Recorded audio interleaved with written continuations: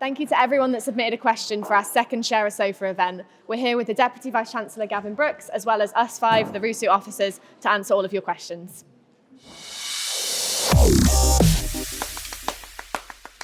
So what is the university doing to improve mental health support? The university's put a lot of money into supporting our students and our staff, but primarily our students over the last few years. And certainly in the last year, we developed a new welfare team that is centralised within the Carrington building. And it links up very nicely with our academic tutoring system. So our academic tutoring system is there for students to discuss academic work and how they're progressing with their sort of academic profile. But if there are issues that they may face on a more personal level, the academic tutor can certainly discuss aspects of that, but really they will be there to signpost them to the welfare team in the Carrington building. And we have a whole range of services there, as you probably are aware, that include our counselling and wellbeing service that's open to all students. And certainly in the last year, every student that did require some help through the counselling service was seen initially within the first 2 weeks, and we certainly want to continue to support that. Mm-hmm. And within these services we also have the Life Tools, which was funded actually by the RUSU 1 million fund from the university, and this is going to be continuing for another year. So it's a positive mental health advisor who runs sessions on various different things about mental wellbeing. I'm also running a campaign this year called 1 in 4, which represents the 1 in 4 students that struggle with their mental wellbeing. And part of this, I'm creating a wellbeing directory which will signpost students to support both on and off campus, so support that suits them individually. I've also started a podcast which is also talking about mental wellbeing and how to find the right support for you. I mean, I think it's great, and what it demonstrates is just how closely the university and RUSU are working together on this. Mm-hmm. Yeah, and it's an issue nationally, but it's something that we really know we need to support our students in throughout their time here.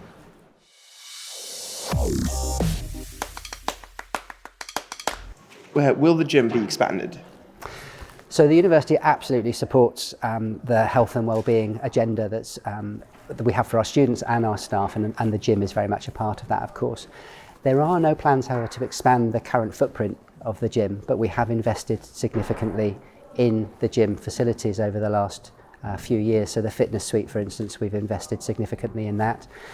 We're also, as students will be aware, in the process of delivering on the 3G pitch that is being funded in part through the £1 million capital fund that is for the student experience that RUSU advises the university on how we should best spend that. So that, with other elements that I know where we're trying to ensure we have as many opportunities for students and staff, but to engage in sports activities across the university. It just gives you a demonstration that we're continuing to push on that agenda. So the next question is, how are student complaints resolved? So if I start with that one, so the university has a process by which any complaints that a student might have can be taken through various stages, and all of the information of that is found on the Essentials page or through the Student Support Centre if a student wants to understand a little bit more about how the university works. But of course RUSU will also have its advice centre to advise on that as well. In terms of complaints, though, they can be dealt with either at the first stage that they raised and very easily rectified. They may be progressed through the school, or they may come to a university committee, which I often would chair, with a number of members on it, including members from RUSU. And we also have other committees as well, that if a complaint is brought forward by a student and it's not upheld, in other words not supported, there is a process by which the student can appeal that decision, and we also have a similar committee structure that will consider that as well. And Fifi, you sit on some of these committees. So there's student representation on all of these panels, and RUSU also offers support for the students going through the complaints procedure from the advice at RUSU. Yeah, absolutely. Thank you.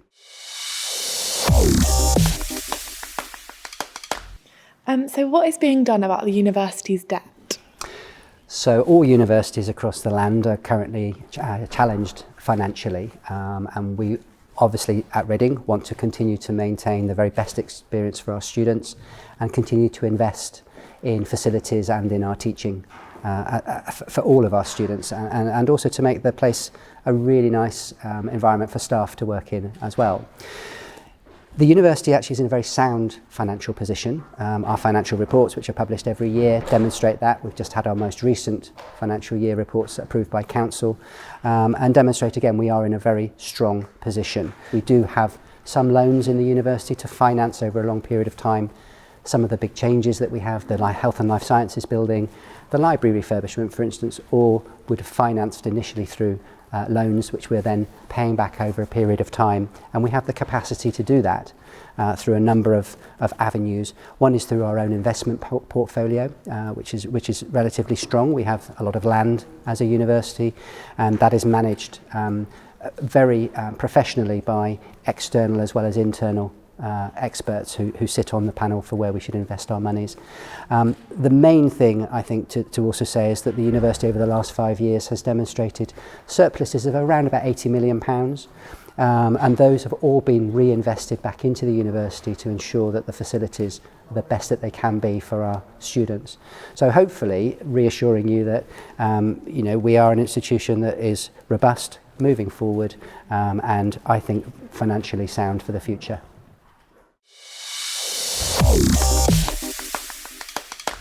What is the university for? Okay, so this university, like any university, I think is here for one or two central purposes. One is education, in the very broadest sense of students and staff. In fact, it's lifelong learning, but also for research and really pushing forward the boundaries of our understanding in a range of areas. And Reading is extremely well known. Internationally, we're well known for climate change, for instance. A lot of our work in agriculture and business as well, very strong in the developing markets.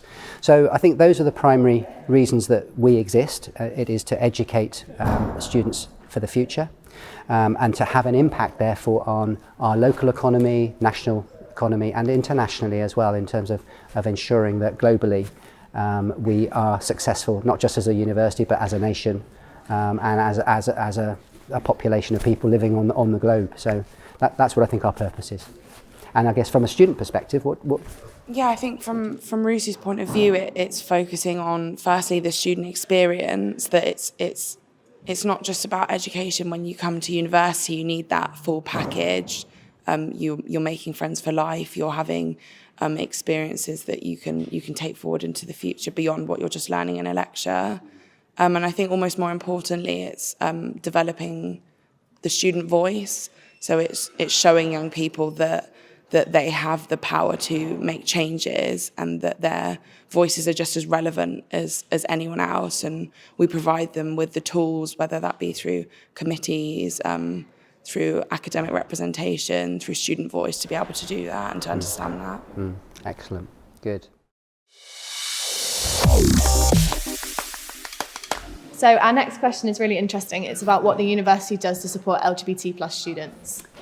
The university is a really inclusive and welcoming environment. So one of the things that the university has done and invested in significantly over the last couple of years is, at senior level, a Dean of Diversity and Inclusion.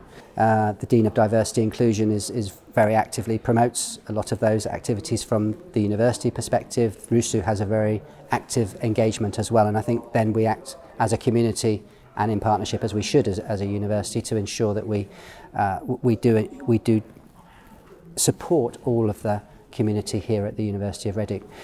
One example is the Trans Remembrance Day that is supported by the university community as well as the student body, and again the Dean of Diversity leads on that from our perspective. And I know you have a range of other activities that as a union you actively support, and we support that too, so you may want to say a little bit about that.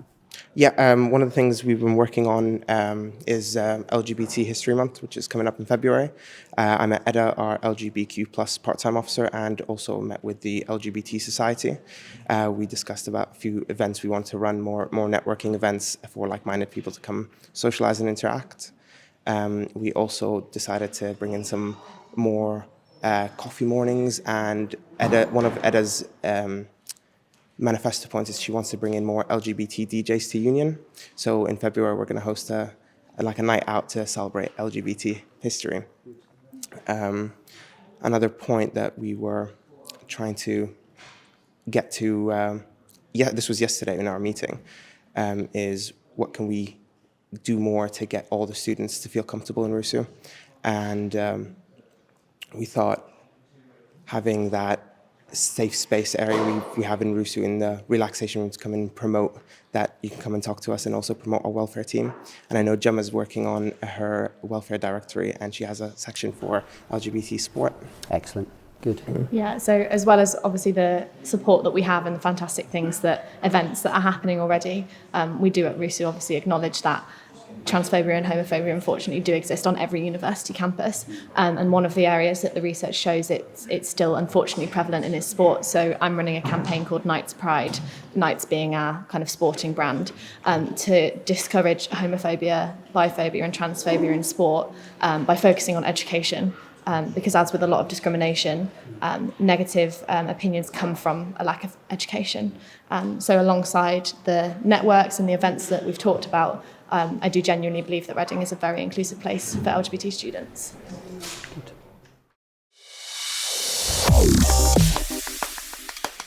How do RUSU and the university work together on the 1 Million Student Experience Fund? The fund is one that's been now running for 3 years. We've revised it slightly over that period of time, but it's been £1 million that the university has set aside for particularly capital projects, so things like building projects, projects that will be of longer term nature that will really advantage and benefit students in terms of the experience that students receive when they come to university. So things like the 3G pitch, which we're currently working towards delivering, the lockers that we have now on campus, the study spaces that we've been able to develop over the last few months, for the last couple of years actually, to be honest, but months as well. We've made further study spaces available, have all been possible through the 1 Million Fund. In a moment, Molly will say a little bit more about any new projects, but the one thing I will say is that the great thing about this project, it's one that students themselves are identifying areas that they really want to see improved across campus that will be to enhance their experience whilst they're here. And it's really the student voice that's enabling the university then to respond to what we're told students want. We can then deliver that for you, and hopefully everybody's happy. Yeah, exactly. So the process that the 5 of us went through was to take a list of priorities from the previous officers that they thought we should take forward. We sat down with our own staff members, because of course they've got a wealth of experience. And we also took from our own manifestos, and also listened to any student feedback that we've received over the past year to sort of identify key areas. And we also tapped in quite a lot to the NSS, which spoke out a lot about facilities, student voice, space. So they're a broad range, and we've tried to look at a variety of the student experience so we can access as many of our students as possible. I think it's also worth saying how we've recognised just this year how important it is we work with the wider university expertise that we have, so in estates for instance, and student services, about how long it might take to deliver a particular project, yes, whether a particular project really is a capital project, and it's more about, I think, I fully recognise this, a sabbatical officer team comes into for 1 year, you will not have the necessary experience of how long it takes to deliver a project. We have that expertise in the university, and working together, I think we're then able to deliver the best we can within a time frame that's reasonable for that money that's available. Absolutely, and we've worked really hard and really well together, I think, to communicate what's going on if a project's delayed, when it's completed, for example, with the plaques that we've now put up, and the information that's on the university and the RUSU website about current and upcoming projects. Yeah, great.